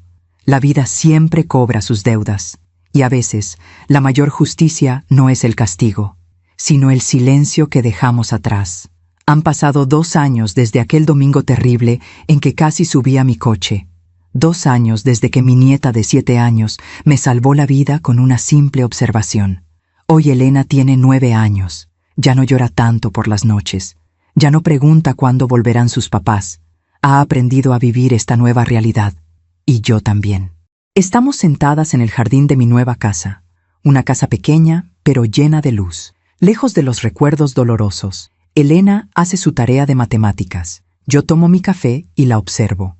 Tiene los mismos ojos grandes que tenía Efrén de niño, pero en ella veo algo diferente. Veo bondad, veo compasión, veo empatía, cosas que traté de enseñarle a mi hijo y fracasé. Pero con ella, tengo una segunda oportunidad. Abuela, ¿puedo preguntarte algo?, dice Elena sin levantar la vista de su cuaderno. Claro, mi amor. ¿Tú perdonaste a mi papá? Dejo la taza sobre la mesa. Es una pregunta que me han hecho muchas veces, mi terapeuta, Lucía, incluso el agente Ramírez. El perdón es complicado, mi vida, respondo con honestidad. No es algo que sucede de un día para otro. Es un proceso. ¿Pero lo vas a perdonar algún día? Tal vez, cuando esté lista, cuando mi corazón sane completamente. Pero el perdón no significa olvidar lo que pasó, ni volver a ser como antes. ¿Y yo? ¿Yo debo perdonarlo? La miro con ternura. Eso es algo que solo tú puedes decidir, cuando seas mayor, cuando entiendas toda la historia. No tienes que apurarte. Ella asiente y vuelve a su tarea. Pero yo sé que esa pregunta volverá, una y otra vez, hasta que encuentre su propia respuesta. La semana pasada, la psicóloga de Efrén me llamó de nuevo. Señora Venegas, su hijo ha estado trabajando en un programa de restauración. Está haciendo muebles para familias de bajos recursos. Dice que es su forma de devolver algo al mundo después de todo el daño que causó. Me alegro por él. También quiere saber si Elena algún día querrá verlo. No ahora, pero tal vez cuando sea mayor. Esa decisión será de Elena, no mía. Cuando tenga edad suficiente para decidir por sí misma, yo la apoyaré en lo que elija. Es justo. Se lo haré saber. ¿Cómo está Patricia? Salió en libertad condicional el mes pasado. Cumplió 5 años. Está viviendo con su hermana. Ha intentado contactar a Elena varias veces, pero sé que usted tiene una orden de restricción. Sí, hasta que Elena cumpla 18 años. Entonces, ella decidirá si quiere conocerla o no. Entiendo. Patricia dice que lo acepta, que entiende las consecuencias de sus acciones. Espero que sea verdad. Ayer encontré la carta que escribí para Elena hace 2 años. La releí. Y me di cuenta de algo. Ya no necesitaba guardarla para el futuro. Era tiempo de compartirla. Esa noche, después de cenar, me senté con Elena en su cuarto. Mi vida, tengo algo para ti. Le entregué el sobre. ¿Qué es? Es una carta que escribí hace tiempo. Creo que estás lista para leerla. Elena abrió el sobre con cuidado y comenzó a leer. Vi cómo sus ojos se llenaban de lágrimas, cómo su labio inferior temblaba. Cuando terminó, me abrazó fuerte. Gracias por salvar tu vida, abuela. Gracias por estar aquí conmigo. Gracias a ti, mi amor. Gracias por tener ojos que ven y por tener el valor de hablar. ¿Yo fui valiente? Fuiste la más valiente de todos. ¿Más que tú? Mucho más. Porque tú tenías 7 años y no tenías miedo de decir la verdad. Yo tenía 59 y tuve que aprender ese valor de ti. Nos quedamos abrazadas en silencio, y en ese momento entendí que el ciclo estaba roto, que esta niña crecería diferente, que aprendería que las personas valen más que las cosas, que la verdad es más importante que la comodidad, que el amor verdadero incluye límites y consecuencias. A veces me preguntan si me arrepiento de haber denunciado a mi hijo, y la respuesta siempre es la misma. No, me duele, me seguirá doliendo probablemente hasta el día que muera, pero no me arrepiento, porque elegí mi vida, elegí mi dignidad, elegí romper el silencio, y esa elección, por dolorosa que haya sido, fue correcta. Si mi historia ayuda a una sola mujer a abrir los ojos, a reconocer las señales, a decir no más, entonces todo habrá valido la pena. Si hay alguien escuchándome ahora que está pasando por algo similar, quiero que sepas algo. Tu vida vale. No importa quién sea la persona que te amenaza. No importa si es tu hijo, tu pareja, tu padre, tu hermano. Nadie tiene derecho a quitarte la vida. Y quedarte callada no te protege. Solo protege al abusador. Habla, denuncia, pide ayuda. Tu silencio podría costarte todo. Elena me llama desde la cocina. «Abuela, el pastel ya está listo». Sonrío. Hoy es mi cumpleaños, 61 años. 2 años más de los que habría vivido si hubiera subido a ese coche. 2 años de ver a Elena crecer, de reír con Lucía, de sanar mi corazón. 2 años de vida que casi me arrebatan. Pero aquí estoy, viva, libre, en paz. Me levanto y camino hacia la cocina donde Elena me espera con una sonrisa enorme y un pastel de chocolate hecho por sus propias manos. «¡Feliz cumpleaños, abuela!». «Gracias, mi vida». Pide un deseo. Cierro los ojos frente a las velas. Y no pido riqueza. No pido que Efrén salga de prisión.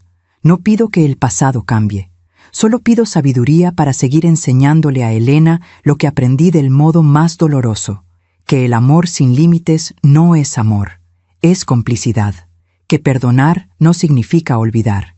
Que las consecuencias son necesarias y que a veces salvar tu propia vida significa perder todo lo demás. Soplo las velas y Elena aplaude feliz. Gracias por escucharme hasta el final. Si esta historia tocó tu corazón, suscríbete y activa la campanita para escuchar más historias de mujeres que transformaron su dolor en sabiduría. Cada día, una mujer, una lección de vida. Comparte esta historia con alguien que amas. A veces, una historia así puede cambiar todo un día. Que Dios te bendiga y hasta la próxima.